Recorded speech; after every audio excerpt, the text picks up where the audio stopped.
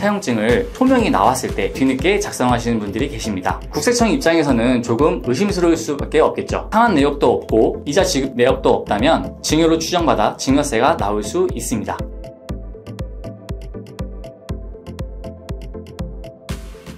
안녕하세요. 밸런스텍스 이원석 세무사입니다. 오늘은 차용증을 어떻게 작성하고 차용증을 통해서 증여세를 어떻게 절세하는지에 대해서 알아보도록 하겠습니다. 최근 부동산 가격이 많이 떨어지긴 했지만 그래도 매매를 하거나 전세를 들어갈 때 큰 돈이 들어가게 되는데요. 대출을 받더라도 꽤 많은 돈들이 들어가게 되죠. 그러다 보니 대부분 부족한 금액은 부모님에게 지원을 받아서 매수하거나 전세를 들어가게 되는데요.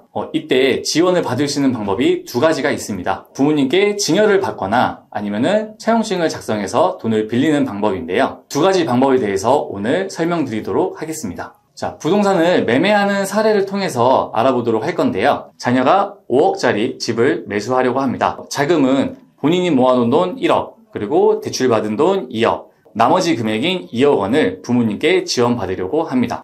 좀 전에 말씀드린 대로 2억을 증여받을 수도 있고요. 아니면 차용증을 작성해서 빌려올 수도 있습니다. 자, 이 두 가지 차이점에 대해서 알아보도록 하겠습니다. 2억을 증여하게 되는 경우 성년인 경우에 증여재산 공제에 5천만 원을 차감받을 수 있습니다. 그러면 증여재산 공제에 5천만 원을 차감받으면 과세표준이 1억 5천만 원이 되고 1억 5천만 원은 증여세율 20%를 적용받게 됩니다. 그럼 결국에는 부담하는 세액이 2천만 원이 되는데요. 2억 원을 증여받아서 2천만 원을 내고 나게 되면 실질적으로 사용할 수 있는 자금이 1억 8천만 원입니다. 자녀가 증여세를 낼 돈이 없다고 하면 실질적으로는 2억을 증여해서는 2억 원을 자금으로 쓸 수 없다는 거죠. 그렇다면 2억을 사용하기 위해서는 얼마를 증여를 해야 할까요? 2억을 그대로 사용하게 되려면 2억 2,500만 원을 증여해야 합니다. 실질적으로 2억 2,500만 원을 증여를 해야 세금 2,500만 원을 차감하고 2억 원을 자금으로 이용할 수 있습니다.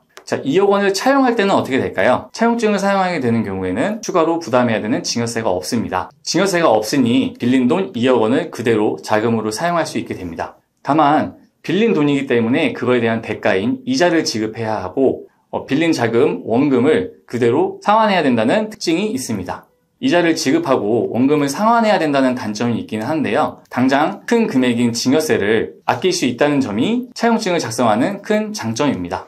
만약에 이자 지급이나 원금 상환하는 게 귀찮다고 생각하시는 분들도 있을 거고 추가로 증여세를 부담할 여력이 있으신 분들은 굳이 차용하지 않고 증여를 하셔도 됩니다. 자, 그러면 차용증은 어떻게 작성할까요? 차용증을 작성하는 방법에 대해서 알아보도록 하겠습니다. 차용증 양식은 서울지방법원 사이트에서 다운받아 사용하실 수 있습니다. 네이버에서 서울 동부지방법원을 검색하시고요. 메뉴에서 민원, 테마 속에 계약서 게시판에 들어가시면 금전대차 계약서가 있습니다. 해당하시는 금전대차 계약서를 다운받아서 사용하시면 됩니다. 자, 그러면 차용증을 작성하는 이유는 무엇일까요? 차용증을 작성하는 이유는 실제로 돈을 빌렸다는 것을 증명하기 위해서입니다. 자, 원칙적으로 특수인 간 자금거래는 증여로 추정되는데요. 금전 소비대차 계약인지 증여인지는 당사자 간 계약, 이자 지급 사실, 차입 및 상환 내역 등 자금거래의 구체적인 사실을 종합하여 판단하게 됩니다. 이때 가장 기본이 되는 게 차용증인 거죠. 그러면 지금부터 차용증 작성 시 주의사항에 대해서 알아보도록 하겠습니다.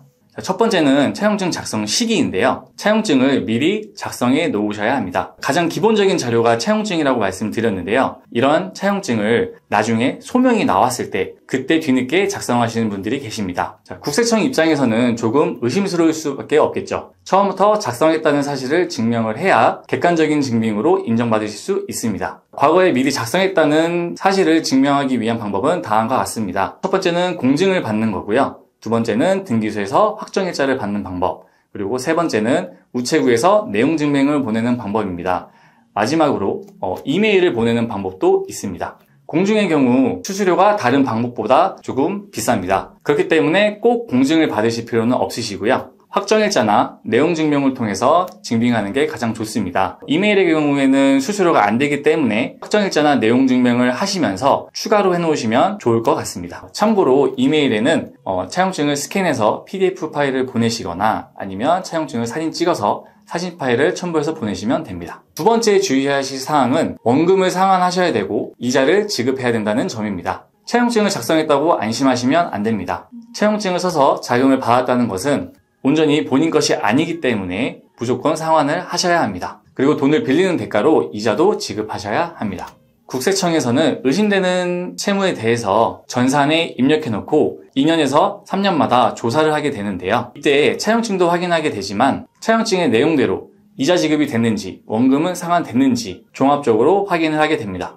이때 상환 내역도 없고 이자 지급 내역도 없다면 증여로 추정받아 증여세가 나올 수 있습니다. 그렇기 때문에 원금과 이자를 꼭 지급하셔야 합니다. 자, 세 번째는 이자 설정하기인데요. 이자를 지급하는 방식이 있고 이자를 지급하지 않는 방식이 있습니다. 자, 우선은 이자를 지급하는 방법부터 알아보도록 하겠습니다. 자, 법에서 정해놓은 이자율은 4.6%인데요. 꼭 법정 이자율인 4.6%로 하실 필요는 없습니다. 자, 그럼 얼마를 이자율로 정해야 할까요? 이자율 설정하기 전에 규정 한 가지를 보고 가도록 하겠습니다. 금전 무상 대출 등에 따른 이익의 증여라는 규정인데요. 타인으로부터 금전을 무상으로 또는 적정 이자율보다 낮은 이자율로 대출받은 경우에는 그 차이 금액을 증여재산으로 보아 과세하는 규정입니다. 즉 법정 이자율보다 적게 이자를 주게 되면 그만큼 증여를 줬다고 보아 과세를 하겠다는 건데요. 다만 차이 금액이 1,000만 원 미만인 경우에는 증여재산가액으로 보지 않습니다. 만약 3억을 빌렸을 때 4.6% 이자를 계산하면 연 1,380만 원입니다. 이때 지급이자율을 1%로 설정했다면 지급이자는 300만 원이고 이 둘의 차이 금액은 1,080만 원입니다. 이 경우 차이 금액이 1,000만 원 이상이기 때문에 1,080만 원을 증여재산가액으로 보아 증여세가 부과되게 됩니다. 법정이자보다 덜 줬으니 그만큼을 증여한 것으로 보겠다는 겁니다. 자, 그러면 만약 지급하는 이율이 1.6%면 어떨까요? 지급이자가 480만 원이 되고 차이 금액이 900만 원이 됩니다. 이 경우에는 차이 금액이 1,000만 원 미만이기 때문에 증여세가 과세되지 않습니다. 이렇게 지급이자율을 산정할 때는 법정이자와 실제 지급한 이자의 차이 금액이 1,000만 원 미만이 되게 설정하셔야 합니다. 그래야 추가적인 증여세를 피할 수 있게 됩니다. 자, 이자를 지급할 때는 추가적으로 조심해야 될 점이 있는데요. 바로 이자 지급 시 이자소득세를 원천 징수해야 된다는 점입니다. 개인 간에 지급하는 이자는 비영업대금의 이익으로 지급 시 27.5%의 이자소득세를 원천 징수하셔야 합니다. 원천 징수한 소득세는 이자를 지급하는 자가 징수하여 다음 달 10일까지 원천세 신고를 하고 납부를 하셔야 합니다. 하지만 현실적으로 개인이 원천세를 징수해서 신고하기는 참 어려운 일이죠. 또 이렇게 신고된 이자소득은 부모님의 소득으로 보게 되는데요. 2천만 원이 초과되는 경우에는 다른 소득과 합산해서 신고를 하셔야 합니다. 이미 다른 소득만으로도 높은 세율 구간을 적용받고 계신다면 추가로 많은 세금을 부담해야 될 수도 있습니다. 자, 이자가 있는 경우에 대해서 알아봤는데요. 간단히 정리하고 가시면 다음과 같습니다. 첫 번째, 지급 이자율은 법정 이자와의 차이 금액이 1,000만 원 미만이 되게 설정하셔야 합니다. 그렇지 않으면 추가적인 증여세가 나올 수 있습니다. 자, 두 번째는 이자 지급 시 27.5%를 원천 징수해서 신고하셔야 합니다. 자, 세 번째, 이자 소득이 2천만 원 초과하는 경우에는 종합소득세 신고 시 합산해서 신고하셔야 합니다. 다음은 무이자로 차용하는 방법입니다. 자, 이자를 지급하는 경우에는 원천 징수하는 문제와 종합소득세 합산하는 문제가 있었는데요. 반면 무이자로 하는 경우에는 이자 지급이 없기 때문에 원천 징수할 필요도 없고 종합소득세 합산할 필요도 없습니다. 자, 이런 장점을 보게 되면 누구나 무이자로 하고 싶으실 건데요. 아무 때나 무이자로 할 수 있는 것은 아닙니다. 자, 무이자로 하는 경우에는 차용하는 금액을 잘 설정하셔야 되는데요. 무이자의 경우 지급하는 이자가 없기 때문에 법정 이자율만큼을 증여재산가액으로 모두 다 보게 됩니다. 따라서 추가적인 증여세가 나오지 않게 하기 위해서는 법정 이자 금액이 1천만 원 미만이 되도록 설정하셔야 합니다. 법정 이자율인 4.6%로 역산해 보면 이자 1,000만 원이 나오는 원금은 대략 2억 1,739만 원 정도가 됩니다. 100만 원 단위로 보면 2억 1,700만 원인데요. 이때는 연 이자가 1,000만 원 미만이기 때문에 이 금액까지는 무이자로 진행하셔도 증여세가 나오지 않습니다. 즉 증여세 없이 무이자로 진행하려면 2억 1,700만 원까지만 가능합니다. 추가로 무이자로 진행하실 때 주의하실 점은 이자가 없기 때문에 이자는 지급하지 않더라도 조금씩 원금을 상환하셔야 합니다. 원금 상환까지 하지 않으신다고 하면은 이자 지급 내역도 없기 때문에 차용증 말고는 이거를 빌렸다고 증명할 수 있는 자료가 없게 됩니다. 국세청에서는 종합적으로 판단을 한다고 했으니 원금을 상환한 내역이 있는 것이 금전 소비대차 계약을 증명하는 데 유리합니다. 자, 무이자로 진행하는 경우에 주의사항 요약 정리입니다. 자, 첫 번째, 무이자는 원금이 2억 1,700만 원까지만 가능합니다. 그 이상인 경우에는 증여세가 추가로 나올 수 있습니다. 두 번째는 이자 지급 대신 원금을 조금씩 상환하셔야 합니다. 자, 세 번째는 이자가 없기 때문에 원천 징수 및 원천세 신고가 없다는 점이고요. 네 번째는 이자 소득이 없기 때문에 종합소득세 합산도 신경 쓰시지 않으셔도 된다는 점입니다. 자, 다음은 차용 금액에 따른 총 정리표입니다. 자, 원금이 2억 1,700만 원까지는 무이자로 가능합니다. 자, 이자 지급이 없기 때문에 원천 징수와 종합소득 합산은 신경 쓰지 않으셔도 됩니다. 다만 아까 말씀드렸듯이 이자 지급이 없기 때문에 원금을 조금씩 상환하시는 것을 추천드립니다. 원금이 2억 1,700만 원을 초과하는 경우는 무이자로 진행 시 증여세가 나오기 때문에 이때부터는 이자를 지급하셔야 합니다.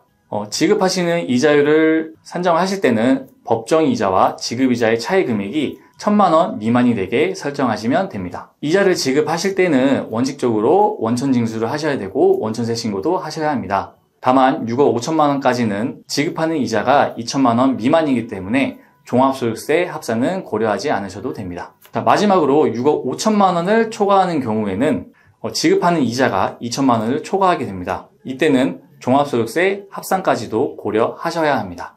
자, 오늘 정말 많은 내용을 말씀드렸는데요. 간단히 요약 정리하면 다음과 같습니다. 차용증을 작성해서 이용을 하면 증여세를 절세할 수 있습니다. 두 번째, 차용증을 사용할 때는 미리 작성하고 증빙을 남겨둬야 되는데요. 그 방법에는 공증을 받거나 확정일자, 내용증명, 이메일이 있습니다. 세 번째, 원금과 이자를 잘 상환하셔야 합니다. 종합적으로 판단하기 때문에 차용장만으로는 증빙이 어려울 수 있습니다. 자, 네 번째, 차용금액 2억 1,700만 원까지는 무이자로 가능합니다. 다만 이자 대신 원금을 조금씩 상환하시는 것을 추천드립니다. 자, 차용금액이 2억 1,700만 원을 초과하는 경우에는 이자를 지급하셔야 되는데요. 법정이자와 지급이자의 차이가 1천만 원 미만이 되도록 지급이자율을 설정하시면 됩니다. 자, 이자를 지급하는 경우에는 원천 징수하여 원천세를 신고하셔야 되고요. 지급이자가 2천만 원을 초과하는 경우에는 종합소득세 신고도 합산해서 하셔야 합니다. 자, 오늘은 차용증을 작성하는 방법에 대해서 알아봤는데요. 차용증 한 장을 대충 쓰면 될 것 같지만 전혀 그렇지 않습니다. 해당 영상을 여러 번 보시면서 완전히 숙지하신 다음에 진행하시면 좋을 것 같습니다. 이해가 잘 안 되시거나 궁금한 점이 있으신 분들은 연락 주시면 자세히 설명드리도록 하겠습니다. 이상으로 밸런스 텍스 이원석 세무사였습니다. 감사합니다.